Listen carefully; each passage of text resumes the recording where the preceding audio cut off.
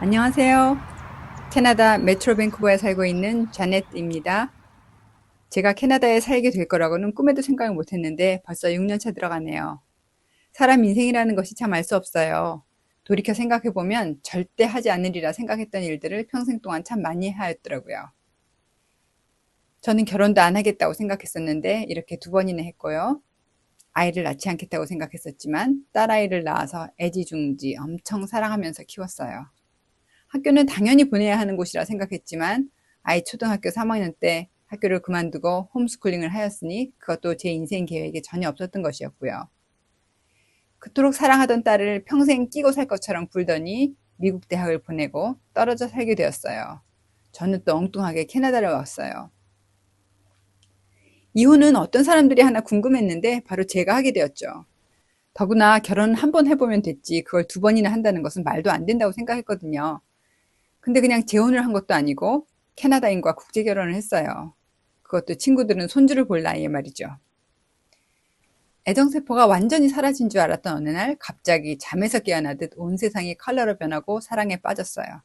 그래서 고국을 떠나 그 남자의 나라에 자리를 잡으며 결혼을 할 때, 저는 제가 나이를 먹어서도 여전히 무모하다는 사실을 실감했어요. 백발의 부부가 사는 캐나다 집에서는 무슨 일이 벌어질까요? 이제 신혼이라고 불릴 시기도 끝났으니 좀 시큰둥해져도 좋을 텐데 저희 부부는 여전히 매일 사랑한다고 속삭이고 닭살 커플로 살고 있습니다. 나이 들어서 좋은 점이라면요. 세상에 별로 욕심을 낼 일이 없다는 거예요. 어차피 할 일은 다 해놨고 이제 덤으로 사는 삶이니까요. 우리 자신이 뭘 꼭 이뤄야 하지도 않고요. 자식들도 다 키워놨으니 끄달릴 일도 없죠. 그저 하루하루 우리 앞에 있는 일들을 소중히 여기며 살아가면 그걸로 충분하다고 생각해요. 다 늙어서 무슨 연애와 결혼이냐고 생각할 수도 있지만 노년을 함께 보내며 함께 늙어간다는 것은 노년을 보다 건강하게 보낼 수 있는 비법이 될 수도 있는 것 같아요.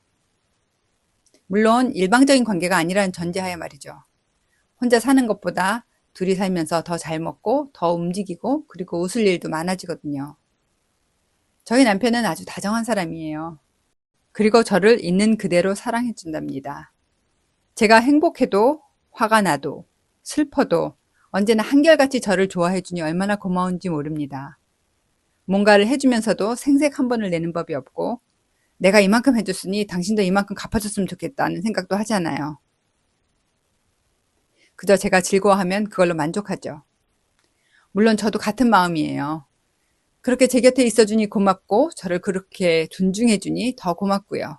그래서 저절로 잘해주게 됩니다. 혼자 사는 것보다 둘이 사는 게 더 독립적이고 자유로울 수 있다는 것을 처음으로 알게 되었어요. 저희는 하루 종일 함께 시간을 보내요. 같이 마당을 가꾸고 음식을 하고 대화를 나누죠. 평생 아파트에서만 살았던 저는 정말 선인장을 키웠어도 말라 죽였거든요. 그런데 남편과 이 마당이 있는 집에서 살면서 이제는 웬만한 식물 이름만 들어도 어떻게 관리해야 되는지 설명이 척척 나와요. 서양 화초뿐만 아니라 한국의 작물인 쑥, 참나물부터 맷돌 호박, 백대다기 오이, 도라지, 더덕, 두릅까지 다양하게 키우면서 한국의 정취를 즐긴답니다. 그리고 남편은 특히 음식을 좋아해서 함께 맛있는 음식을 만드는 걸 즐겨요. 제가 참 편하겠다고요? 맞아요. 저희는 식사 당번이 따로 있지 않아요. 그날 덜 바쁜 사람이 요리를 해요. 양식이 먹고 싶은 날은 남편이 하고 한식이 먹고 싶은 날은 제가 하는 방식으로 하기도 하고요. 이렇게 손발이 척척 맞지만 또 엉뚱하게 오해가 생기는 날도 물론 있죠. 각기 다른 문화에서 수십 년을 살아왔으니까요. 그럴 때는 잠시 당황하기도 하고 또 폭소를 터뜨리기도 한답니다. 그래서 유튜브에서는 저희가 살아가는 이야기들을 주로 할 거예요.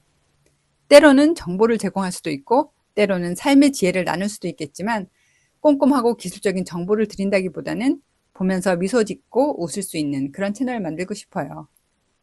저는 유튜브 하기 전에 오랫동안 개인 홈페이지를 운영했었고요. 지금은 브런치 스토리에서 글을 쓰고 있어요. 요리, 가드닝, 건강, 영어, 그리고 저희 부부의 사는 이야기를 주로 쓰고 있어요. 아직은 이렇게 말로 하는 것보다는 글로 쓰는 것이 훨씬 편하지만 이왕 시작했으니까 말하는 것도 익숙해지도록 노력해 보겠습니다. 흰머리의 팀과 흰머리의 자넷이 함께 사는 이야기 잘 지켜봐 주세요. 감사합니다.